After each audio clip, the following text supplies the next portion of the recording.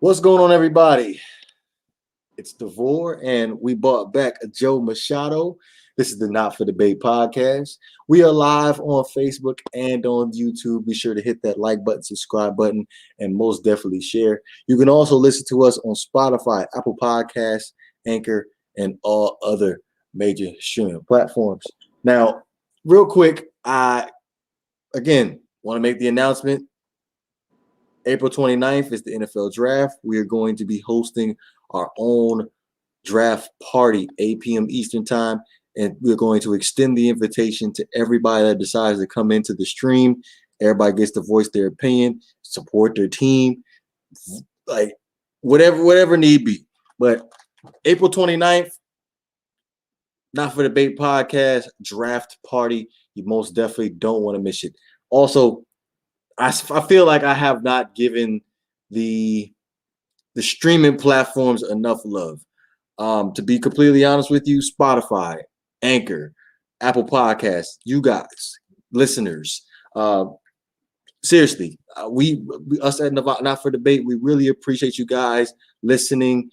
I believe last time I checked, we were sitting there like averaging 8 listeners per pod. So again, we most definitely appreciate you guys listening every single time. Joe, what's going on, man? Nothing much. Just here chilling, you know. For those who don't remember Joe, he is our Dallas Cowboys ambassador.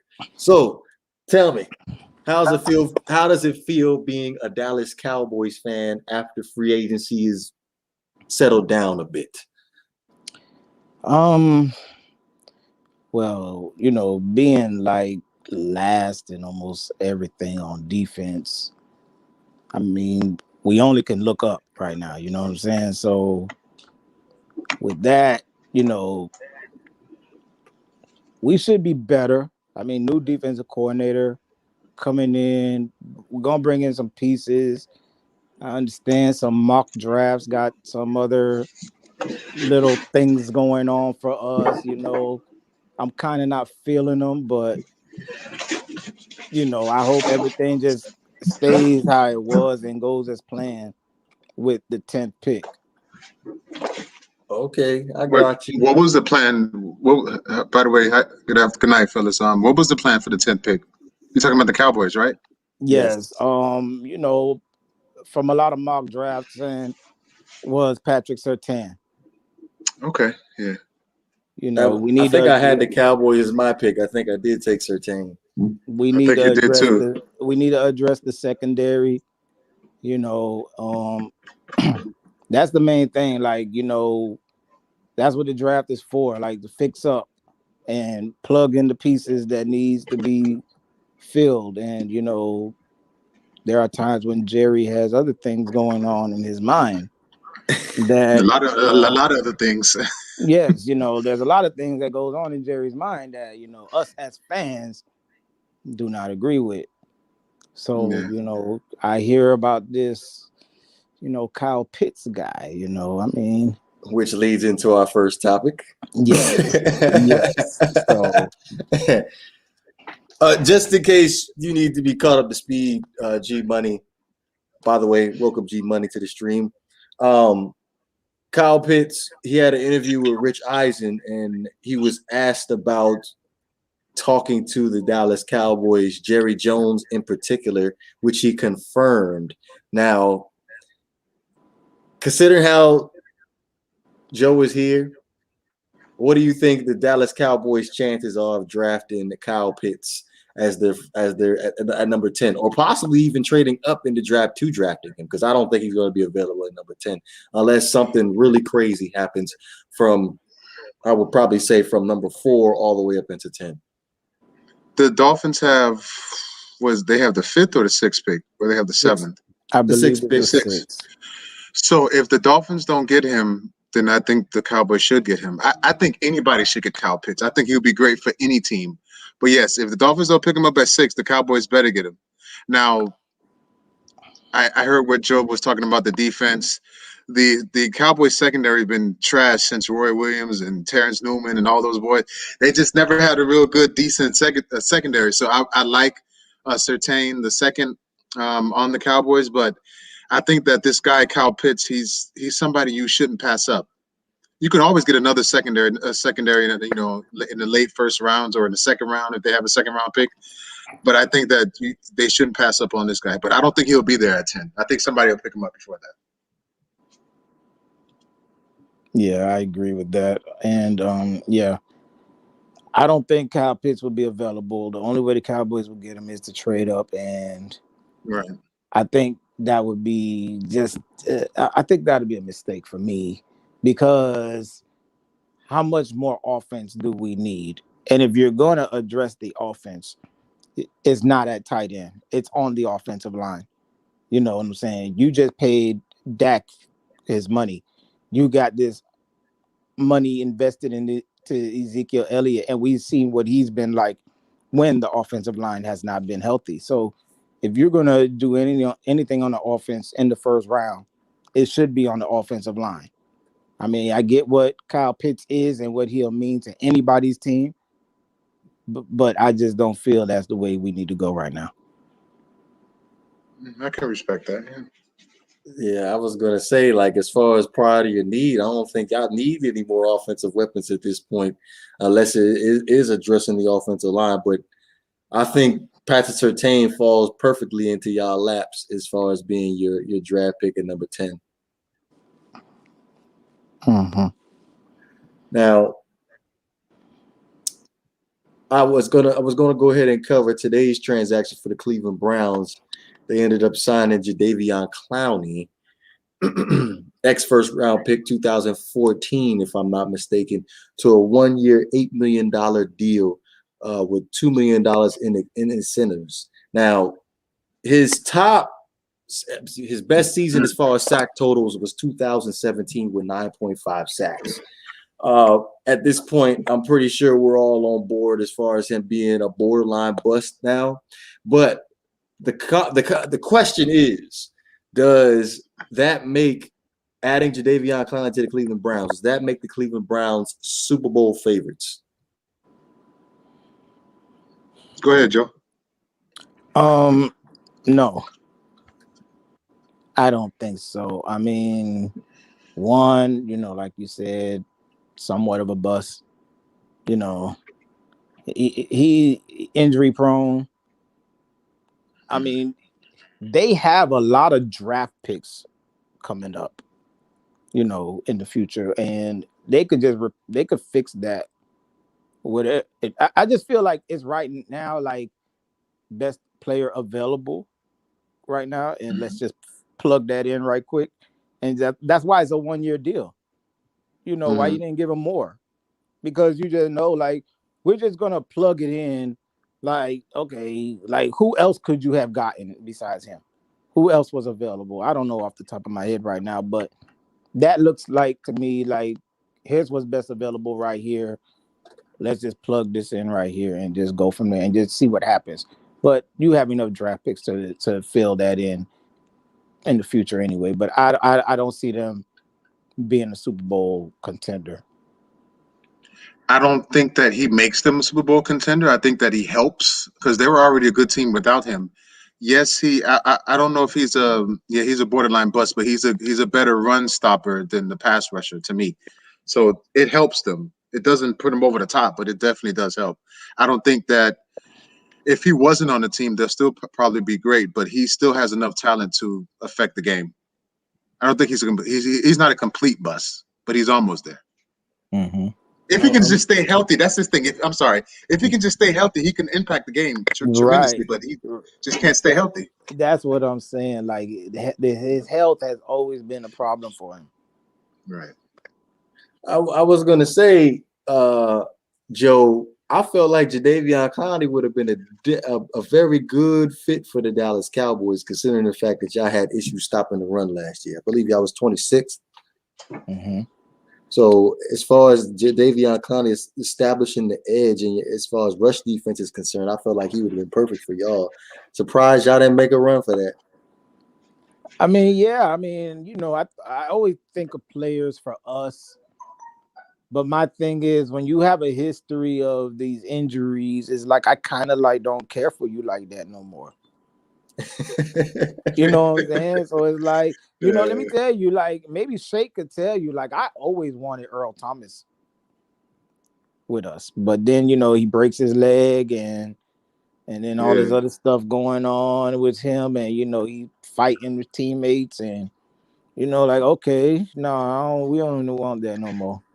Maybe he just wanted to get out of that particular situation in Baltimore. He did, and he did, and I think not to bring that up, but I mean Baltimore did him dirty because at the end of the day, like how many times have we not seen players fight each other in practice?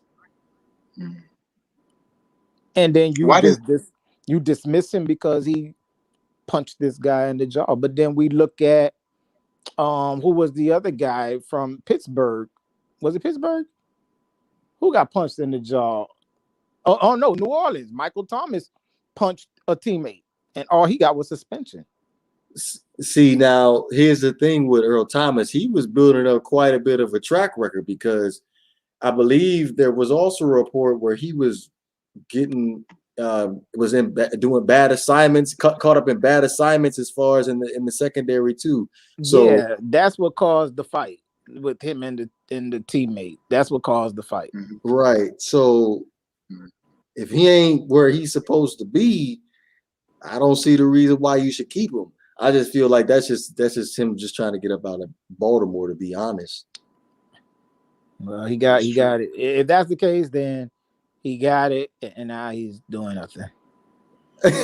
What happened with him in Seattle? Why Seattle? They just traded him. They thought he was done, or what's the word with that? Well, no, he ended with a broken leg over there. Like he was trying to get traded, and he wanted to come to Dallas, and the move never happened. Jerry never pulled the trigger, and I want to say it happened against Dallas. I think he broke his leg against Dallas.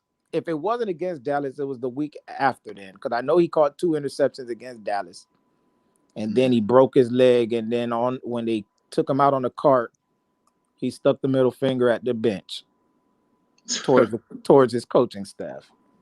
This was when he was in Seattle, yeah. This was when he was in Seattle when he got carted off the field. I ain't gonna lie, that was pretty savage though. Yeah. Yeah.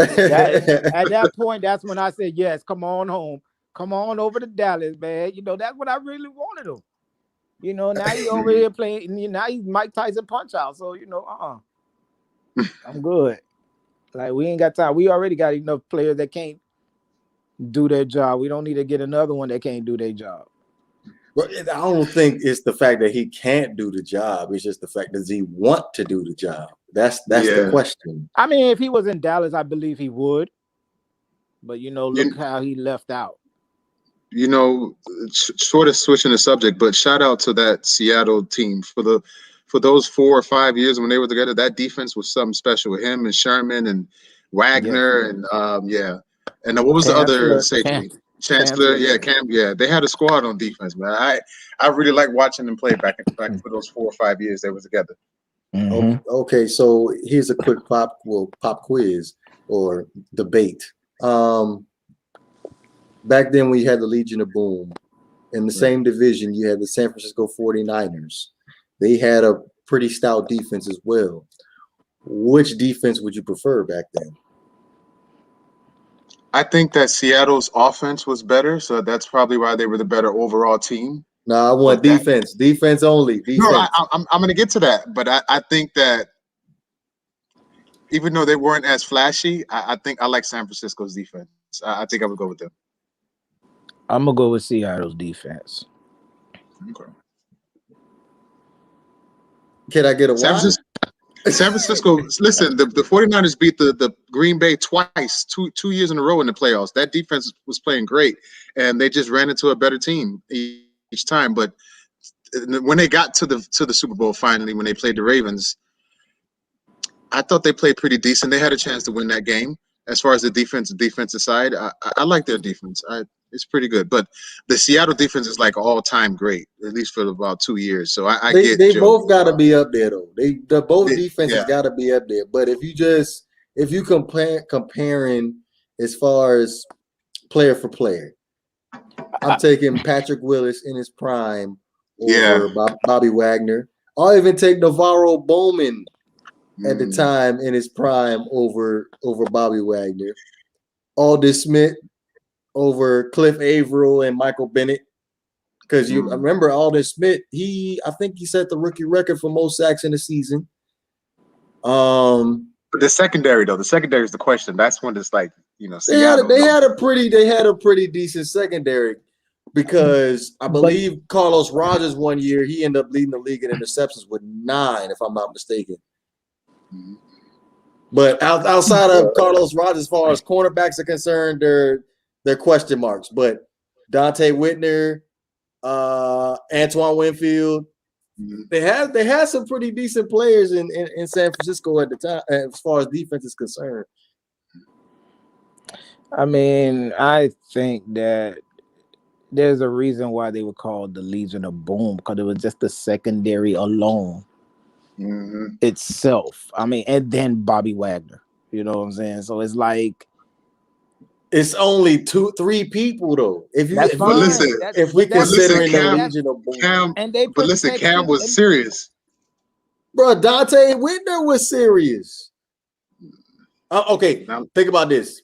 I don't know if you remember this top 100 list, but I believe the Niners had the most defensive players on the top 100 that year over the Seahawks. The Seahawks only had Chancellor, Sherm, and Earl Thomas. You talk about Bowman, Patrick Willis, Justin Smith. I hear you, but I think what Joe was getting at is that secondary in Seattle played so great that even though it was only 3 or 4 people, that probably overtops the whole San Francisco defense. Did I get that right, Joe? Yeah, that's what I'm saying. Like they had a name, like they had their own name. What are you calling that San Fran defense? What are you calling that? What is that? You calling it San Fran defense? Come on, that's just mediocre. What you mean that's just mediocre? That ain't mediocre. We talk about Patrick Willis is the best linebacker since Ray Lewis. After Ray Lewis, yeah. I get it. I get it. I understand. And then Navarro Bowman was not that far off either. No, but Bobby Wagner was the shit too. He was good too. You're not. I'm taking Bo and I'm taking Patrick Willis over Bobby Wagner. Bobby Wagner wasn't Bobby Wagner yet. Like he wasn't yet. And if we being completely 100, Cam Chancellor was a little overrated to be at. Nah. I disagree. That boy was a hitter. Nah. That's it. That's all he was. He was a hitter. That was it. He was great at his job. But listen, his size is what mattered. His size covered a lot. Yeah. Like you could always tell when he wasn't out there how much the defense missed him, just because he wasn't out there, just because of what he brought, that length that was out there. Like what other guys is not bringing, like the little tips that no matter how far you stretch out for a tip or whatever, he's getting it. Like those little things matter. He stopped the completion. The one thing about Sherman is that he didn't play a lot of man. I mean, he did play a lot of man, but basically he was playing zone, cover zone, and just stayed on that side. Yeah, he was a zone defender. That's all he do. I mean, he was good at that, but I'm taking points off of that. Nah. You can't take points off. You know, a lot of people do though. A lot of people do. Yeah. I hear it a lot. Every time I hear a debate about Sherman, a lot of people do. And you know what? I'm not taking nothing away from that. I've done it too. I've always said that Sherman is just a zone defender because I've seen Sherman in man and he gets beat a lot. And that whole thing back then, where is he better than Revis? I used to tell people like, "Yo, you crazy? How can you say that? There's no way in hell that Sherman was ever better than Darrelle Revis. That's not a discussion. Oh no, he ain't better than Revis. He wasn't better than Patrick Peterson at the time. I'm still a diehard Joe Hayden fan, and I feel like he was extremely underrated for the longest time. When Cleveland, yeah, he was underrated.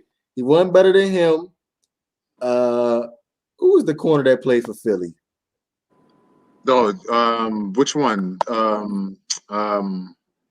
I know you're not talking about Asamoah. No, not that, because he was trash. Nah, hell no, not Asamoah. Oh That's my God. that's Richard Sherman. Oh, That's Richard Sherman. That's right there before Richard Sherman became Richard my Sherman. God. Oh, he was trash. Oh man, I remember when they made such a big thing about this dude when he left Oakland, he went to Philly, he was on Dallas radar, and everybody when Philly picked him up and everybody in the Dallas community was upset. I'm like, who is this guy again? Okay, wait a minute. Why are we supposed to be mad? Who is this guy again? Is that what you said? Yeah, I'm like, we supposed to be mad because we didn't get this guy? And then he was a lockdown corner when they signed Not when he got to Philly. Not when he got to Philly. Once he got to Philly, he was trash, man. And look, wait. And he wasn't going to do anything good for us because no matter what corner we had out there, they did nothing for us. So he wouldn't have did nothing either for us. So would have been a double nothing. Mad again? I'm trying to look up the corner you're talking about. You remember his number? $60 million for Nnamdi Asomugha to sign with the Philadelphia Eagles. Now, to do what again? He went to acting after that, huh? Yeah, he went to acting. Oh, okay, yeah. The dude used to leave people 20 yards down the field. I'm like, where are you? What coverage are you playing? Like, what are you doing? I don't think he was a man. Was trash. Cover four. Cover 4. That's what they was playing? Every play was cover 4 for him. Go downfield and cover that zone. If the ball come there, just pick it off. That's how Victor Cruz ended up making a name for himself against Nnamdi. Yeah, I remember that. And then Philly ended up stealing another corner away from you, Joe. You remember which corner that was? Nope. Probably was trash. Nah, it was Asante Samuel. Oh yeah, I remember that for a few years. Yeah. Because I think they pulled the okie doke on everybody too, because Asante Samuel was supposed to go to, I think it was Dallas. I think he was coming from New England, right? Yeah, he was coming. He was a free agent, and everybody there was a list of teams that Asante Samuel was going to go to, and Philly wasn't even on the list. And then, like, you just see the headline just come across: the Philadelphia Eagles signed Asante Samuel. And I'm like, yo, like, that's crazy because they weren't even on the list. Never fails. Yeah, we sneaked up and got him. It never fails. I don't know. Jerry, the last big fish Jerry signed was what? Deion Sanders? Yeah, I ain't got no money to sign no big fish. It don't matter. Even when we do have money, he still don't know what to do with it. So DeMarco Murray wasn't a big sign for y'all? DeMarco Murray? Nah, it was an undrafted free agent, wasn't he, for y'all? Yeah, like, you know, and at that time, our offensive line was booming. Anybody could have ran behind that. I mean, DeMarco Murray, what we had, Marion Barber, and you know what I'm saying? Like, we had all these different running backs that was doing good, and then when they went somewhere else, you saw the downfall. You know, like, I remember when DeMarco Murray, I think it was him, right? He went to Philly after us, right? Yeah. He left us and he said that he wanted to go somewhere where he thought they could win the Super Bowl. I'm like, oh, okay. And he left us. Was it okay? So let me ask you this: did you? Because I think the contract that he wanted, you guys weren't offering to him either, was it? It was probably less. Most likely, it was less because, you know, that's what Jerry do.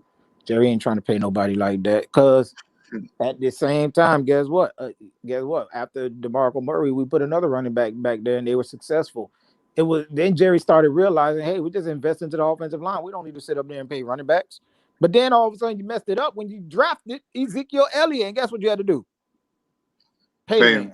So now you all of a sudden, now you had to pay Zeke, and then you, for some crazy reason, which I know I get it on a business standpoint, you signed Amari Cooper, which you shouldn't have done. You should have signed Dak first. But then you created all this commotion, all this time with not signing Dak. Then Dak gets hurt, and that became a bigger deal. Then you finally decide to sign Dak. And I think we just messed up for the next couple of years right now because, you know, because of when you decided to sign him. And now guys are going to want their money, and we're not going to be able to pay nobody. Well, you know what? Go ahead, Vaughn. Go ahead. No, I would go ahead because I'm still gathering my thoughts on something. No, I mean, sitting here listening to a Cowboys fan vent, so I need to vent too. The worst thing that us Eagles fans ever went through was losing LaShawn McCoy. LaShawn McCoy should have retired a Philadelphia Eagle. He was the man. Like he was the shit. Like that Chip Kelly era, that pissed me off. Like he just ruined the whole damn. We had to rebuild, and then we got good and we won a Super Bowl. But that, to me, that was the worst thing to lose LaShawn. I think Deshaun Jackson was bad too, but he was already on the downslide. But losing LaShawn was that hurt. Yeah. So I was gonna say, Joe, your window of opportunity should be right now, right? Because you got some contracts coming up over the next couple of years that's going to be life or death for y'all as far as making y'all contenders to be in the playoffs. Mm-hmm. So y'all better hit on every single one of them draft picks that you have this year if you're even going to consider being anywhere near the playoffs. Yep.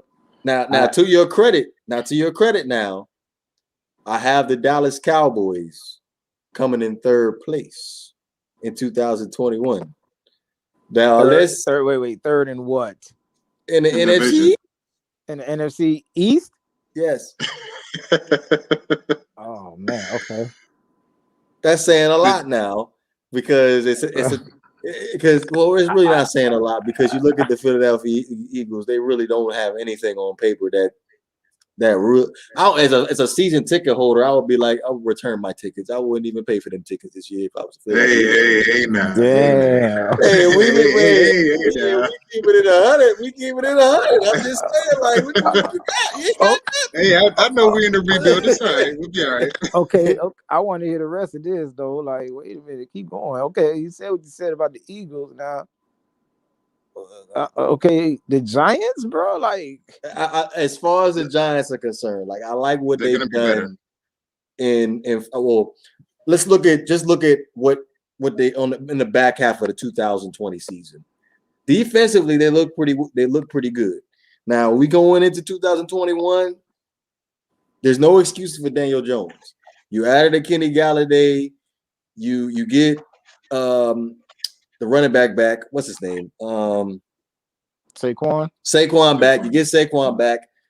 Like there should be no excuses for Daniel Jones this year. So I'm sorry. They're my clear number one right now, unless the Washington football team, because I like the Washington football team's defense. Ryan Fitzpatrick is a little bit of a question mark, and that offensive line for the Washington football team is also a question mark for me. So currently, we're sitting with the New York Giants as the clear runaways with the NFC. I'm gonna have to agree with that. I gotta agree with that. No. Pause. Stop. Wait. Hold up. Wait a minute. Pause. Speak your mind, brother. Listen. All right. We talk about the Washington football team. Okay, we don't know what's going on. We don't know who's the quarterback. I told you it's Ryan Fitzpatrick. There's no exactly. All right then. Now, wait. I ain't saying he's a slouch, but come on. You don't know what you're going to get all season with that guy. We don't know if he's going to even be playing. Heineke might come in, and we don't know what he's going to do. Wait a minute. Hold up. Time out. Slow down. Give me a sec. We don't know what we're going to get out of Dak Prescott now. He done came off of an injury. You're right. You are absolutely right. But wait, what I'm saying is, I mean, we got a guy coming off an injury, and then we got a guy coming into a new system that's probably on his 200th team by now, and whatever. New system? That ain't a new system. That man been in every single system known to man. That ain't a new system. Okay, fair enough. But still, I mean, third, I believe the Cowboys could come in second. At least that's the best I could. I won't give them third. Bro, when we first had this conversation, the first pod you came on, I thought you was a humble Dallas Cowboys fan. Now I'm starting to think you're a little bit delusional.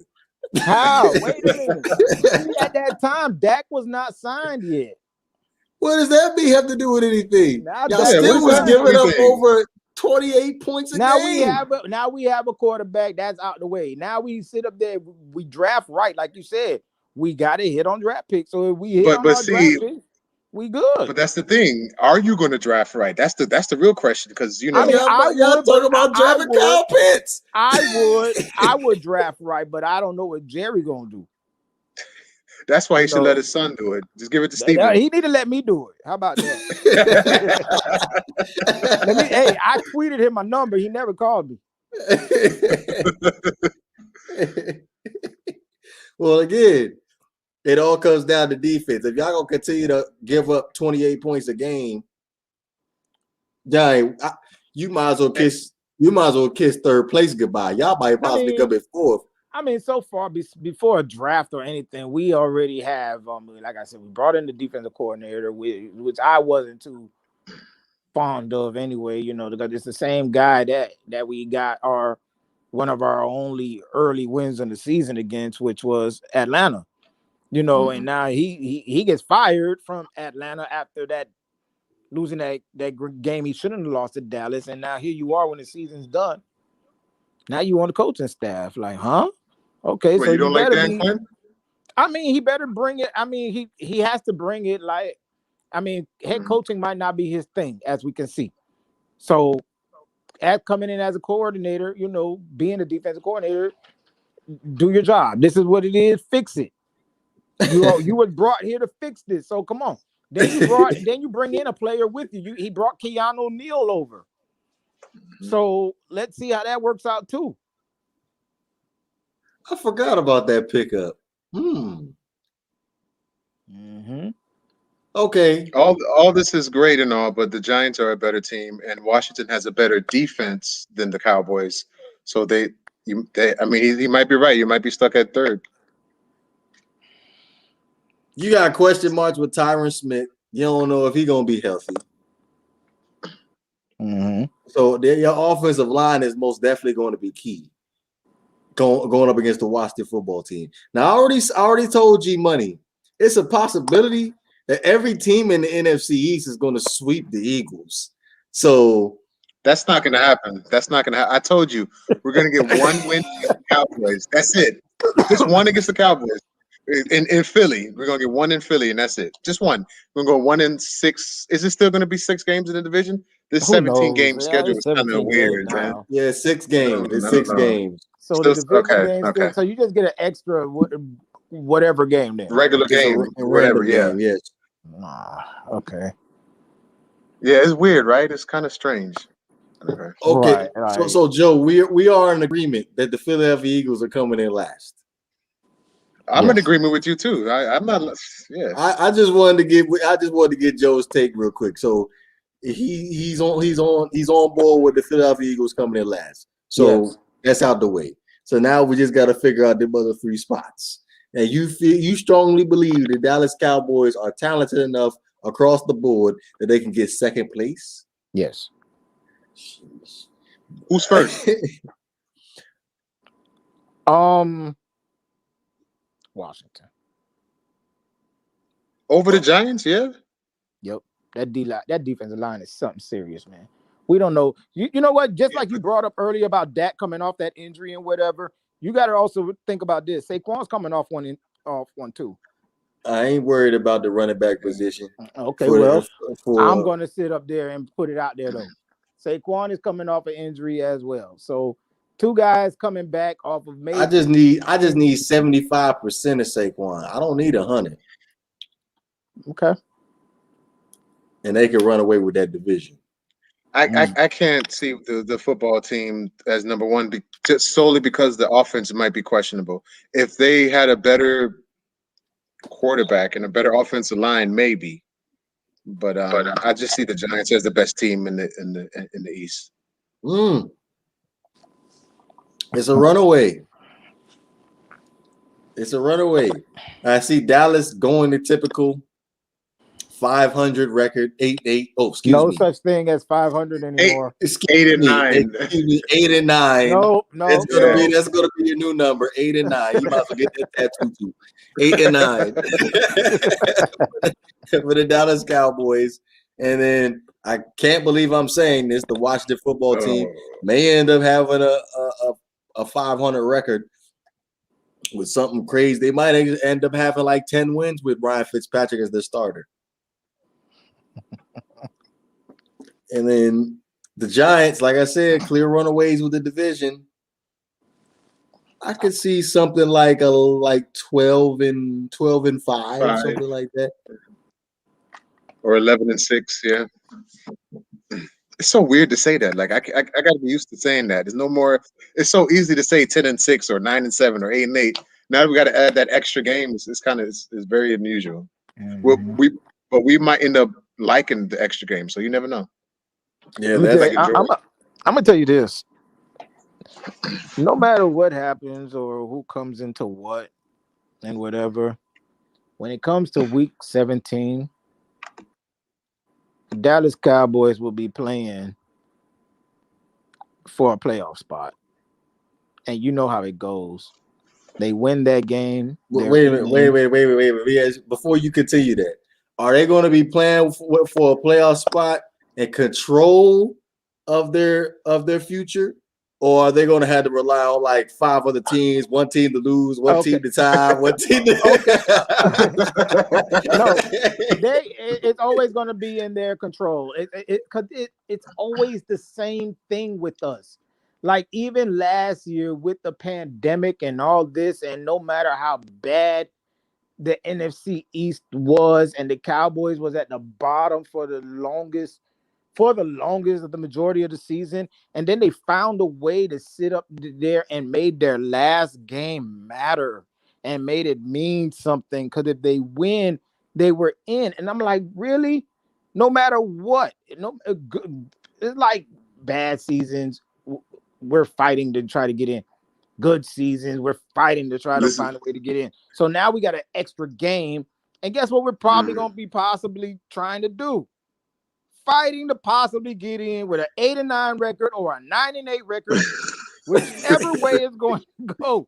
Because this but listen, what we do. You know how many season playoff games the Cowboys to play in games Cowboys had over the years? Remember that game against Philly? I think it was 08 or something, and they lost like 43 to something. Oh my God! Then they played like 10 or something like that. 10 or something like that. Yeah, they had like 6 or 7 turnovers. Mm-hmm. They have a bad history. I'll take it back to something a little bit more recent, which sealed the deal for me as far as if Dak Prescott deserved to get paid or not. And that was 2 years ago against Philly, where y'all was in control of your own destiny. Y'all were playing. Was it in Philly or was it in Dallas? I think it was in Philly. It was in Philly. Yeah. Yeah. And all you had to do was seal the deal. Y'all were walking in the playoffs against Philly. Dak Prescott ain't show up. He overthrowing passes. Amari Cooper waving out, I can't play. I can't play. Right. And so when I tell people, like I'm telling you, like, you know, I'm one of those fans that I'm calling it how it is. Mm-hmm. And, you know, I'm not one of those biased people. And I'm sitting up here telling people, like, you know, when I tell you the Cowboys going to lose this game, guess what's going to happen, bro? We going to lose the game, man. Listen. And when you sit up there and all these people that sat up there and vouched for Dak Prescott to get this money, a lot of people is taking it to a whole nother level on why Dak wasn't paid. They like to bring race and all this other junk in it. But I'm like, hello, have we not seen how many black people Jerry has paid? So we can't really say that. It's about the games that Dak isn't winning. You know, Dak beats the mediocre teams. Dak beats the 500 and under teams.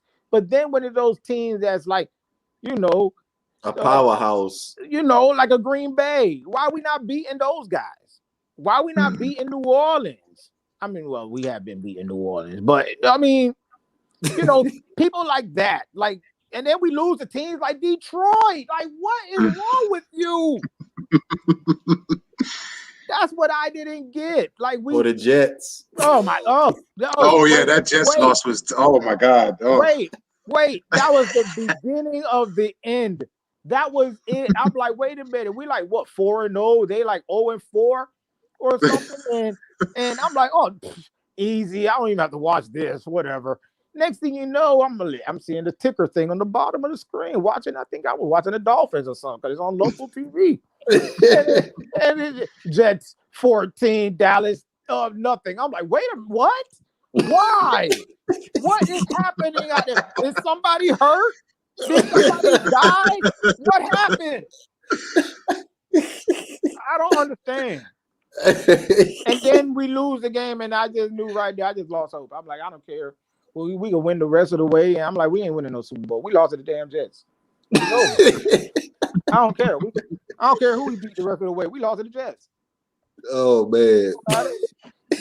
I'm telling you, it never fails me. Every time I don't care how great a team is, but when I see you lose to a team you shouldn't lose to, I don't care if it's 1 point or a big margin. Like, you shouldn't have lost to that team, regardless. And when you lose to that team, that just puts a lot of questions out there about you. Like, you ain't ready. You if you can't beat a top team that's gonna beat you or battle you to get to that championship game, how you gonna beat them if you can't even beat this team that got probably 3 wins on a year? How? I don't want to hear that you wasn't ready, or they came out and punched you in the mouth, or they came out with more energy. Did you not think they were going to come out with more energy? Did you not look at your record, bro? They coming with it. Wasn't that a nighttime game? Wasn't that a primetime game? No, it was like a 4 o'clock game. It was 1 p.m. And I'm like, I don't need to watch this. I'm not going to even try to look for it online and under one of these free streaming things. I don't need to watch it. And what do you know? Watching the Dolphins, and like I said, it's on the bottom of the screen where they show all the scores. And that popped up, and we're losing. I'm like, what? And that was what, week 5? I'm like, our season over. It's over. Fuck it. It's over. That was 2019, right? Yeah, 2018. 2018. No, yeah, 2019. Yeah, that's when the Dolphins end up going 5 and 10. 11. 5-11. Excuse me, 5-11. We ended up getting we put up a fight in the first half against the Dallas Cowboys with Josh Rosen. But we ain't gonna make this a Josh Rosen conversation.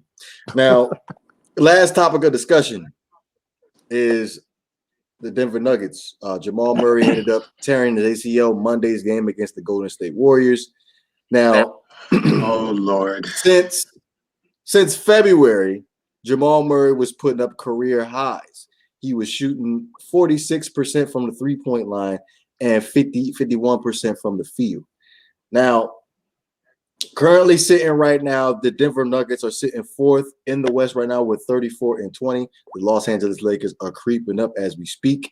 And in the last 10 games, they were 8-2. I'm going to still ahead and start off with G Money on this one. Are the Denver Nuggets still playoff contenders? Well, they're gonna make the playoffs. So championship contenders. No. Let me tell you something.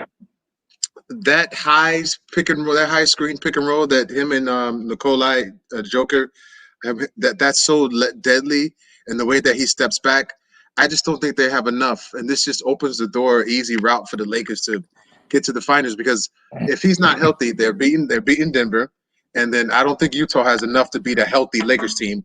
And then to me, it's gonna finally, we're gonna come down to the Clippers and the Lakers in the Western Conference Finals. That's my prediction. Without Jamal Murray, they can't win.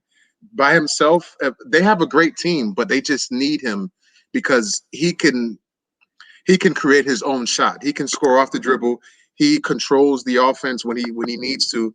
What they do is they put Joker at the top of the screen a lot, but they do it off pick and roll between him and Jamal. So it's like, who else on that team can do that? They have such a – I'm trying to look for a word. They have such a great chemistry together. I just don't see them winning without Jamal. Like, it just won't happen.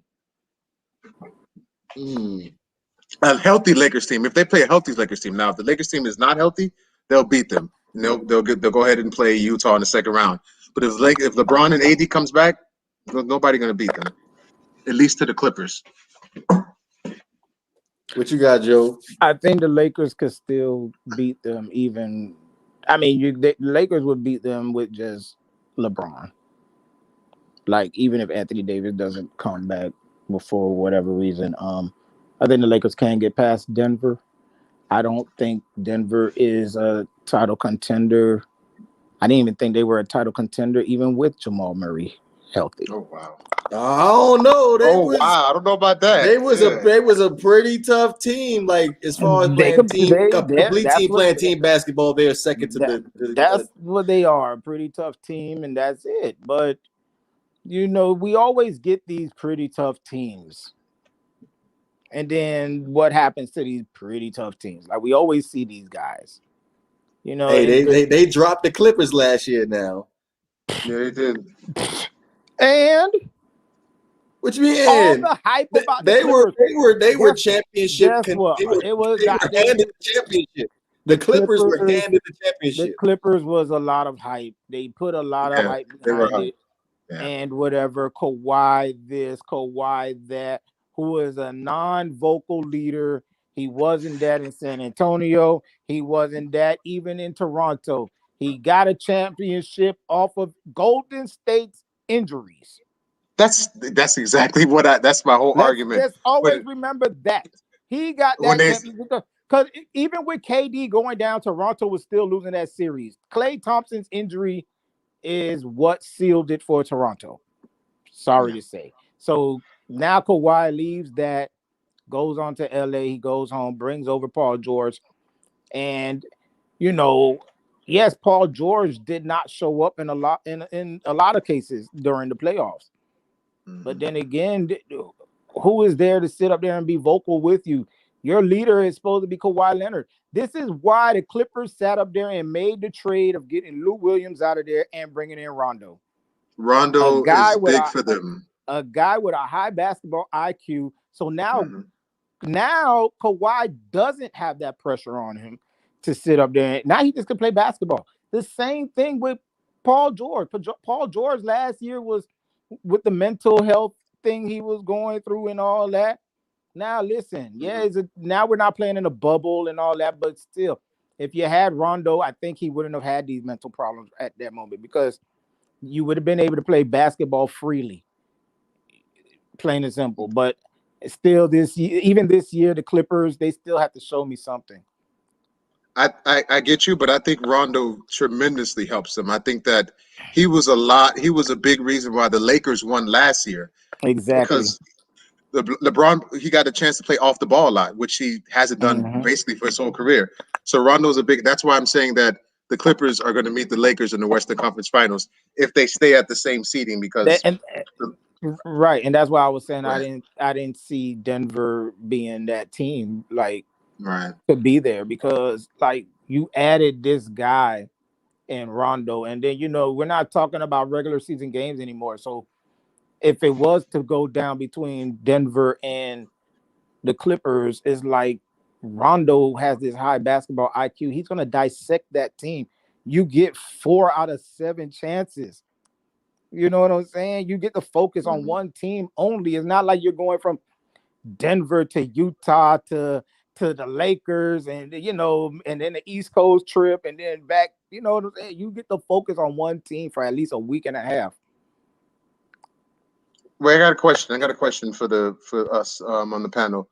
No love for Utah. Nobody thinks Utah has a chance. I think they're maybe a year away, but I don't see them being in the finals. I like Utah, but I don't see them being there yet. Utah has a little squad. I like the emergence of Jordan Clarkson. And you know what? Shout out to all the former Lakers. Let's talk about that for a second. Let's talk about David Nance, all Jordan the Clarkson, former Lakers, man, are just Lonzo Ball. Lonzo Ball's been balling. I heard something. I heard talk about Lonzo, man. People had something to say about Lonzo, but I come in all the people that was for Brandon Ingram, man. Yeah, Brandon Ingram, Julius Randle. Hey, man, listen, these boys are balling, and it's crazy. They had to leave LA What you mean they had to leave? Well, they didn't have to. I'm not saying they Thank didn't. LeBron. They didn't have to. Yeah, okay, well, yeah. You know, LeBron can't play with young people. We already know that. LeBron said, I don't play with kids. Nope. But you know what? But you know what? I thought that he should have kept Ingram and Trey Kuzma. I think Ingram is better than Kuzma. He is, but guess what? He didn't do it because Brandon Ingram they knew the value. valuable. New Orleans knew the value. Exactly. Ingram was more valuable. They saw the potential in him than they saw it in Kuzma. And guess what? They had the right pick. True. Well, there you go, G buddy. Another negative point for LeBron. He knows how to obliterate a team. Oh my God!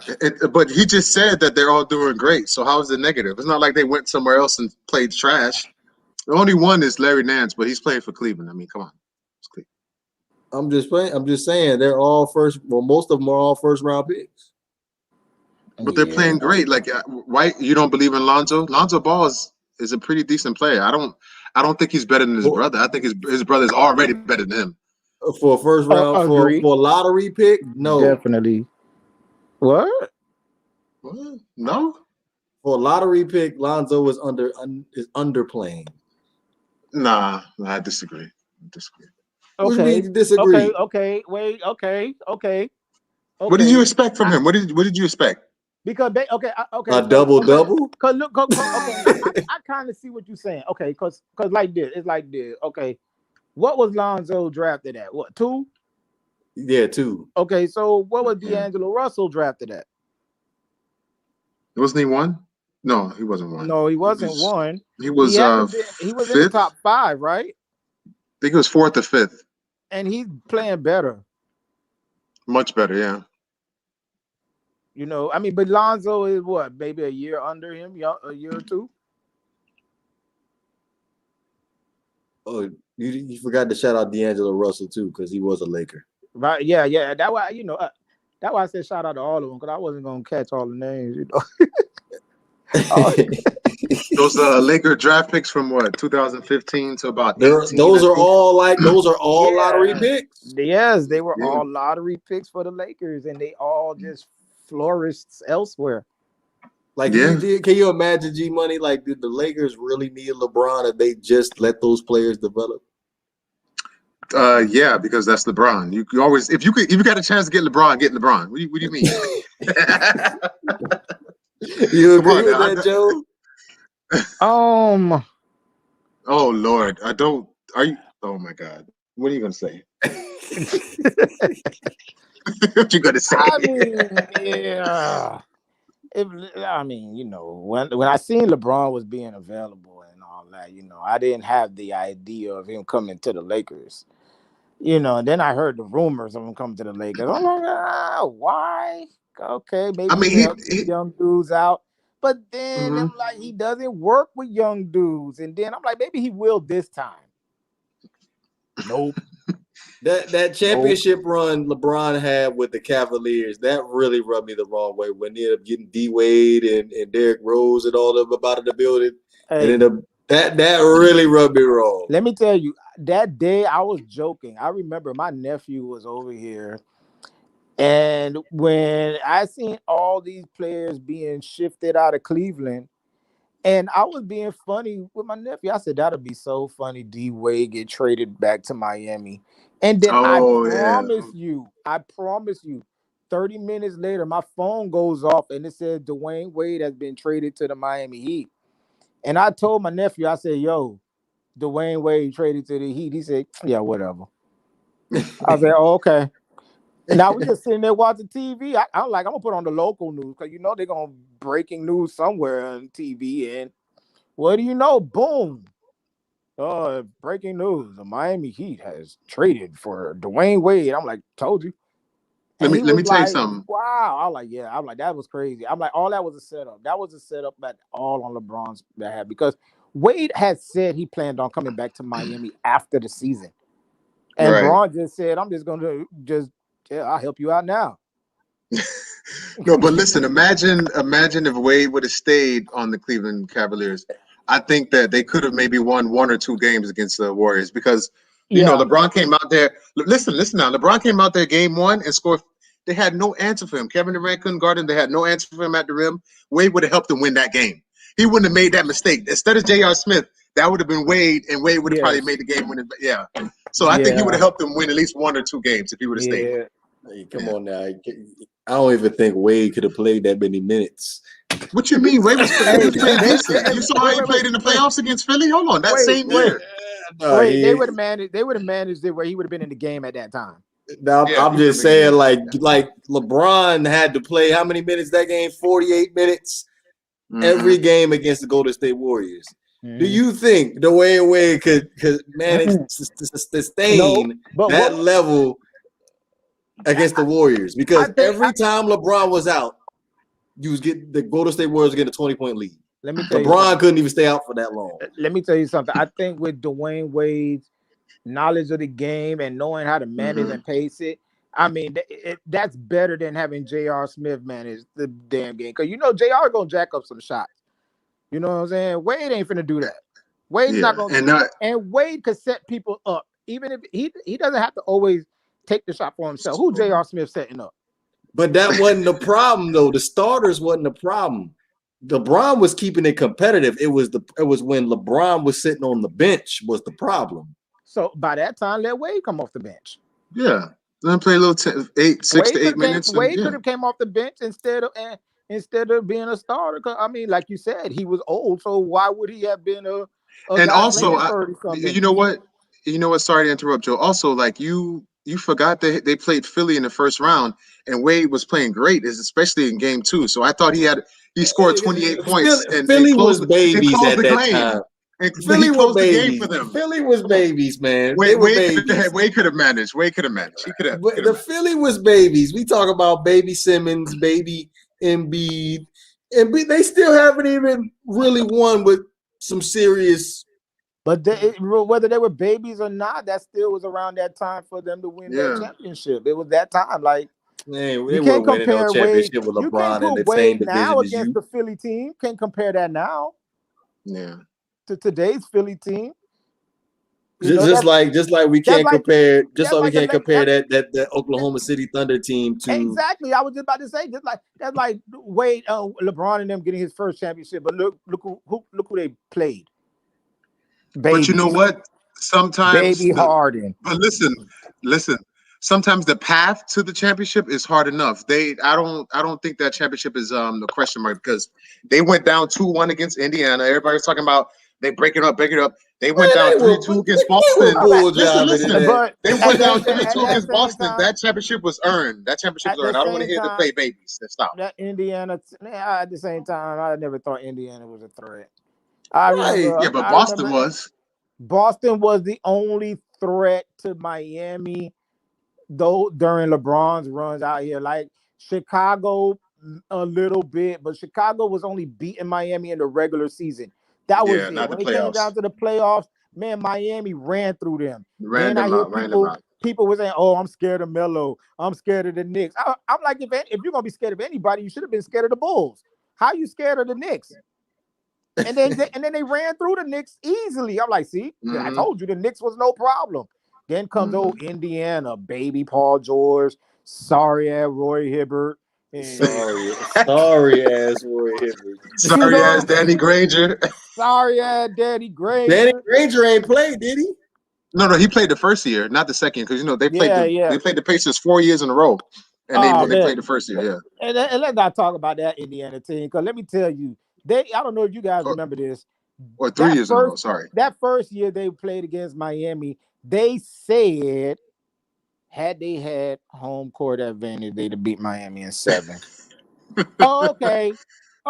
Guess what? Now let me tell you something. I put things together, man. So the very next year, Miami is getting. We know how it's gonna come down. Miami sat up there. To me, I think Miami lost certain games on purpose so they could meet Indiana in the Eastern Finals and let Indiana have the home court advantage. And guess what? It goes 7 games, and that's the game. If anybody remembers, Game 7 is the game Paul George fouled out in 3 quarters. Okay.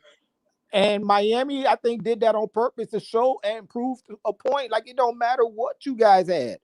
Last year, you didn't have home court advantage, and you said if you had it, you was going to do this. Now you had it, and guess what happened? We You know they beat even worse.